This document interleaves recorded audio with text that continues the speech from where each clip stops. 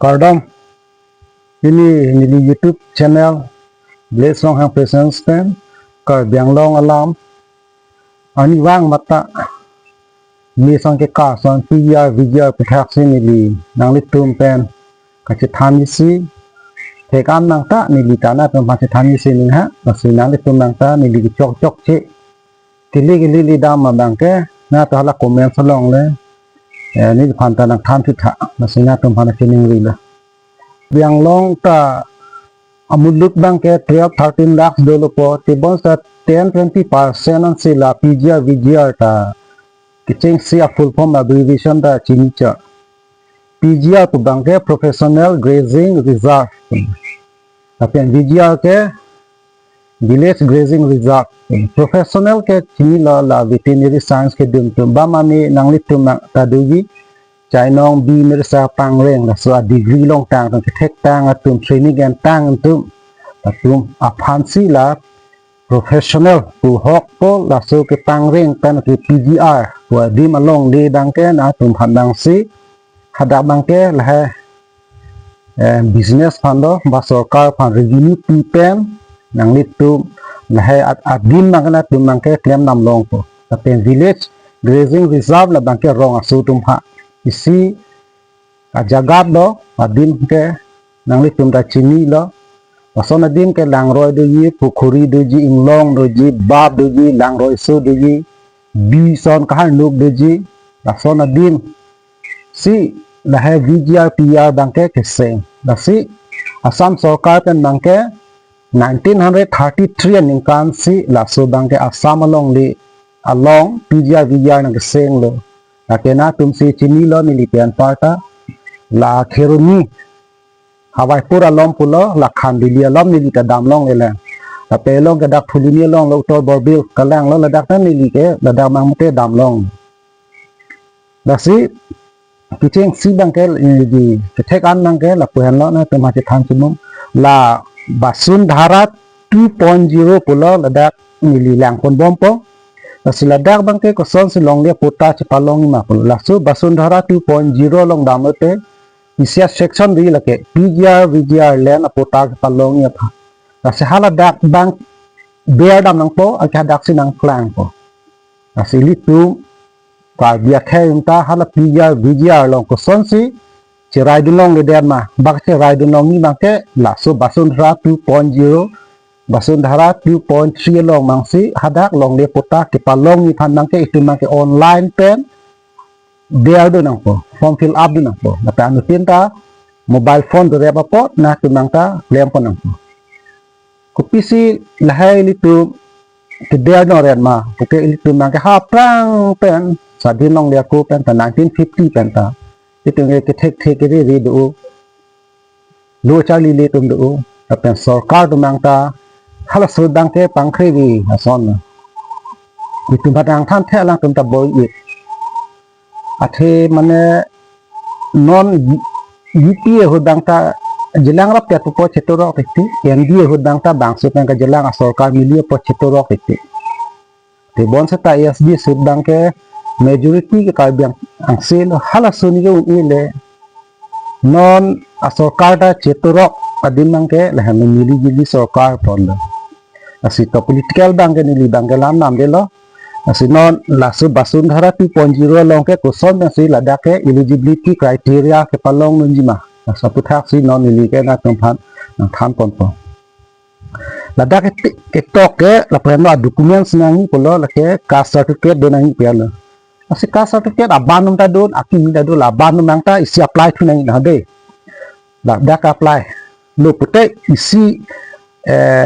Bhumiputra portal along si palit hupo dang data dake Bhumiputra certificate ku silong pon pola ban old certificate nang ka certificate nang ke si SC OBC MOBC tapen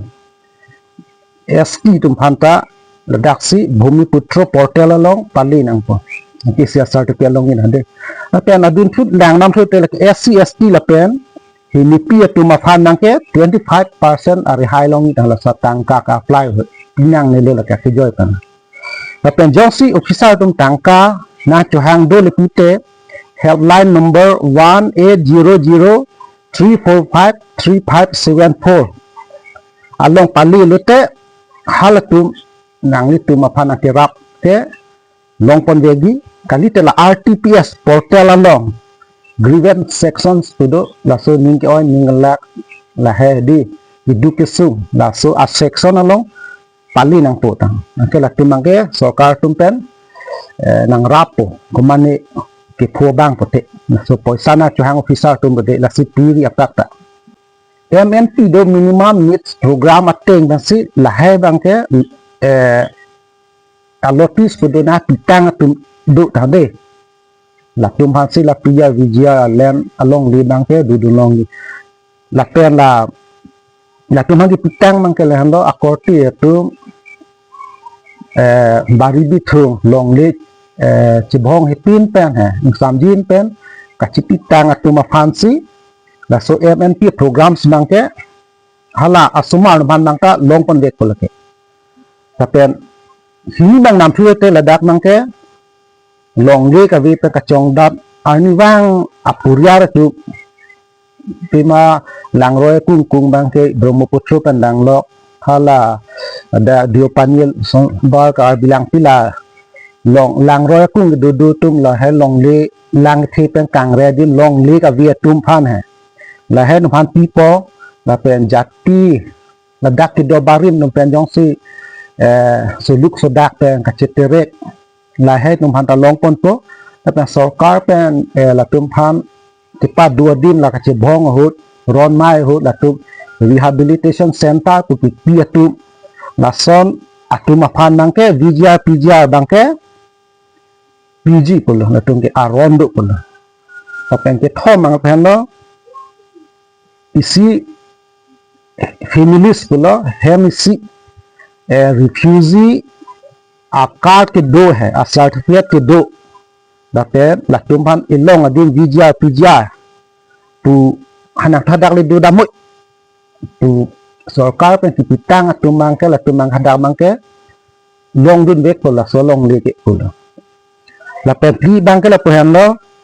long le kawe abang phi tum sedul kas tu la pen sedul tribe tum ban ke PVG le PGR long le ke asi ko pia thesi li kar bi dumang ada ke du long le der ma ke la heli bang ke chini du ne der chethan the der polo la pen tuore ta hengno kar bi halaso ahudang ke kar biang long le phelang du pi po hala he adim mang ke dam tung ke der badu dam tung deta do tahai lo thimane refugee re ke ka limati kar bitung nangta nasi non sarkar phanta pudam re ta laan pudam nang lelu pudang sini li pudam le mane li kar biang long an mangke association ten ta ba political party ten ta cerap kitu pensila bangke claim ponang to 1940 pen ki dua tu mangke laktu mangke PRC ko permanent residence certificate la he ke long tang dong mangke la tung ke India long registration of citizenship along atung update e lok te tung in kan ke hoke Indian nogorik lo la dak ke do bang Indians du kachehang che hok thampan mangke dang sarkar nong ta kamatha lo ko son si la tu mangke ki plum poma owe thom pli la he lam tai li chini dun nangji hai ka chini dun desi li bang men no matro ne damu ko ke chetorok ke la han thep ma power ke kar bidet tum to power ke doli bang so ta power do political along mangke la penam part hala utai bil sang ge ha ke plang susu kali ko pusigi plungun padak bangke la son adin ta do sa ke cheng ili tum kar bitung klempon ke der polo non ke men ke chetorok lo revenue minister Jagat Mohan la dang ta kwan lo 10,000 dakar biang long district council pen lung ponji pulo sita 10,000 la an la dapia vijay long ke domini tangke ki plung bangke chetorok ke la he alam lo to mangta la he bangke long le ar lulu pen ke pota chi hang bom lo vijay dim mangka la tu makala mo pen Basundhara 2.0 long pen kan dang apply bom lo nasi pining ta long liat kijol ka apply reta nasi Basundhara 2.0 long si claim pon bom la kijol kan nang ke ili phan nang si sarkar tum na than thelo la ha din bang te bang ta non apply pon bom lo vijay hadap nang si de dam bom lo nilia chinia teng ke jong si nang li tum bang ta la ha claim pon ji te la Basundhara portal long le dam ni ini la nili channel pen nali tumpen vijaya puke na tumnong ke chini no professional grazing reserve la pen village grazing reserve polo la so na jaga je chainong wo phak tangring grazing mane kachupana din grazing land la sina tum pandang ta nilihin pandang ke vijaya meaning kan lo nang ke thang nasipini video pen mangke nili lampian si kanton lah nasi nili channel ta na tum phan subscribe phan nang ta baca share phan nang ta na tum phan chening lo kardon